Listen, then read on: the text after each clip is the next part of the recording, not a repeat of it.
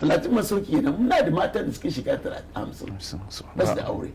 Inda ka samu tina da ne ko kin fi sa masai, kin fi shi masai, kin fi shi ilimi, ya hankura. A Saudiya wani malamin Zahra ne ke gaya ma. Ka san suna da ka'ida, mace ne ta je Amurka ta yi karatu. Ta digiri na biyu ta dawo. Ita ce shugaban jami'a na mata. Ba wani ya aure ta. Tana shekara 50 zuwa 60. Ta yi duniya ba wani aure ta, ita da galibashi ga mota. Mai gadin makarantar karshe ta da ta kira mai gadi ya ce ba zo mu daura aure suka na da kai. Allah sarki.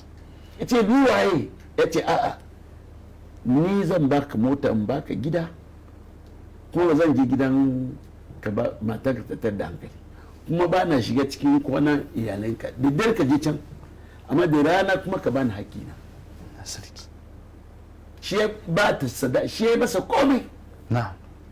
Ta yi karatu digiri na biyu yanzu tana neman professor ma na ji ta gama professor ma. Shugaban jami'a ce. Ta soko ta aure mai gadi.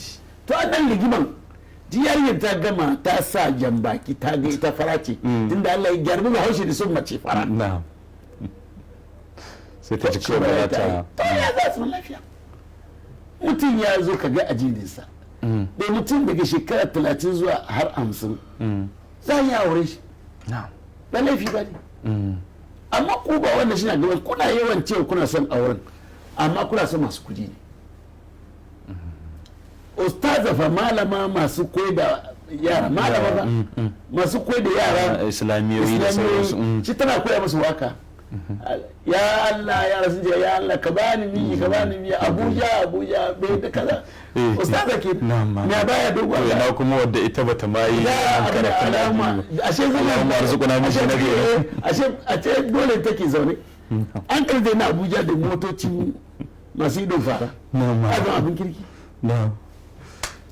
Allah ubangiji ba ku mazaji na gari amma ku doki a jisman zala ku huta fasbar fi za ci ji dai mutum ya zo yana da jini kuma zai iya ce da ku kar ku gan cewa ko kun fita masai kun fita komai alheri na gare su.